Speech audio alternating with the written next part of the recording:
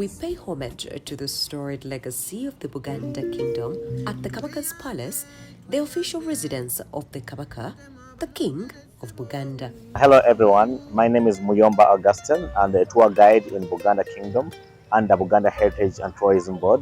Right here, this is Mengo Palace, the official palace of Buganda Kingdom. But unfortunately, our king doesn't sleep here because of the bad history that happened here in the times of Idi Amin and Dr. Milton Obote, which involved killing of many innocent Ugandans. So at the moment, this is strictly a ceremonial palace. Yeah, so now right here, this is the fireplace. And in Buganda Kingdom, at every entry point of the palace, there must be a fireplace. And this signifies that the Kabaka of Buganda is alive and breathing. The fire has to burn entirely as long as the king is alive. So it's all about that the king is living.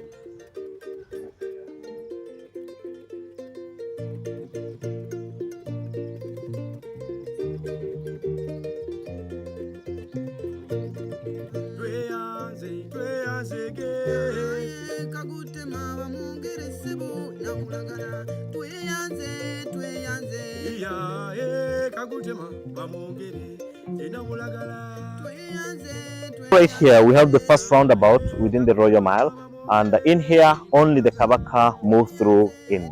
No any other person supposed to move within the roundabout. Same as the one in the middle of the road, still only our king passes through straight to the Parliament of Buganda Kingdom. This signifies that whenever our king wakes up at his home right here, he has to move without any obstacle to his offices on the other wing. And this is also a sign of power.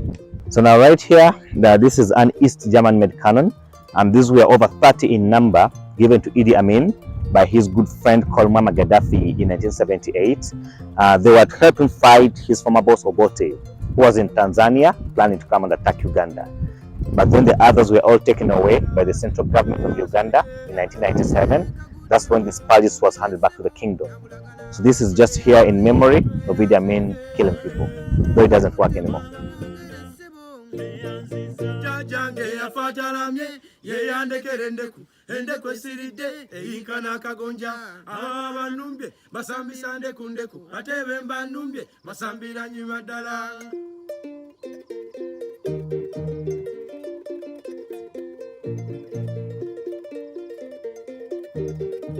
We have the main building in Mengo Palace, and the building is called Twekobe. Twekobe means togetherness in our local language, and this was the first ever modern palace in Uganda, built in 1922 by Kabaka Daudi Chua. The inspiration was got from King George's Palace, that's where in England. Yeah, so just sit it here. That's 101 years now. Yes. First modern palace in Uganda. The fence you see, those are reeds, the traditional fence. Way back in every home, we had a fence made of reeds. And this is just bringing back the anciency of Buganda Kingdom and the African culture. You will also visit the torture chambers, which were commonly known as the killing grounds for Idi Amin Dada and Milton Obote. The dark history left behind here will fascinate you. Right here, this is Idi Amin's torture chamber. And this is the dungeon where no single victim ever escaped alive. Many innocent Ugandans were killed from here, and these were mostly political oppositions. Idi Amin wanted to be president for life in Uganda. That's why he tortured and killed any person who opposed his rule. So over 26,000 people lost their lives in here. And the walls you see on the sides, he was planning of an extension to make it bigger so it would kill more and more people. And the place you see down here, it was a secret place for all the years. People didn't know about it. They only happened to know when Amin was pushed out of power in 1979. Then finally, Obote also came and used it. And this was a form of revenge, killing mostly Amin's men. Then, of course, Baganda people and other political positions. Terrible time. They were electrocuted and, of course, hence dying.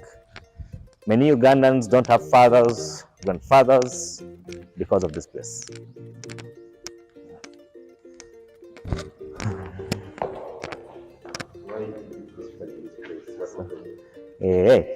So now in 1966, when our Our king was pushed out of here by Dr. Milton Obote. They captured Mengo Palace and turned it into an army barracks. And then 1971, when Idi Amin overthrew Obote from leadership, he utilized the chance and built the structure here as an armory, but his intentions were to turn it into a torture place. He hired Israelis, built it, used it for 8 months. Then he had rumors that Obote was in Tanzania, planning to come and attack Uganda. And what he did was to remove out all the weapons and turn it into a torture place. And that's the time he got people from Kampala city. These were Obote's men and other political positions. On getting them from the city, they were always blindfolded, then thrown in the back of the truck, driven around the city for several hours to disorient them, but then finally they'll end up here.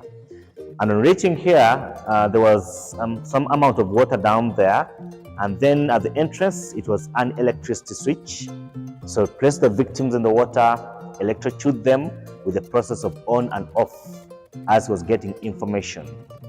After getting the information, they were placed in the 5 cells, and that's where they would die of starvation and suffocation.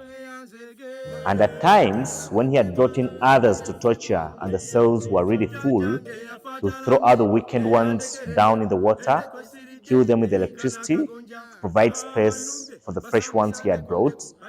And after killing them, the bodies were thrown on the roadsides as a warning to other people, others given to the crocodiles in River Nile, and others were buried within the palace here in the mass graves. And then there was a rolling gate to cover all the cells and another heavy metallic one at the entrance to make sure that no one ever escapes. So Idi Amin killed roughly 19,000 people, and then Obote coming back, he also killed roughly 7,000 people.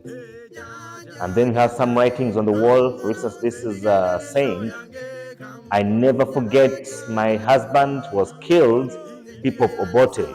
So this one lost the husband killed by Obote's men. And then at the last grip, and this is man. Yeah, so these are some finger marks of the victims who were killed here, who were trying to resist arrest, then they left the marks on the wall.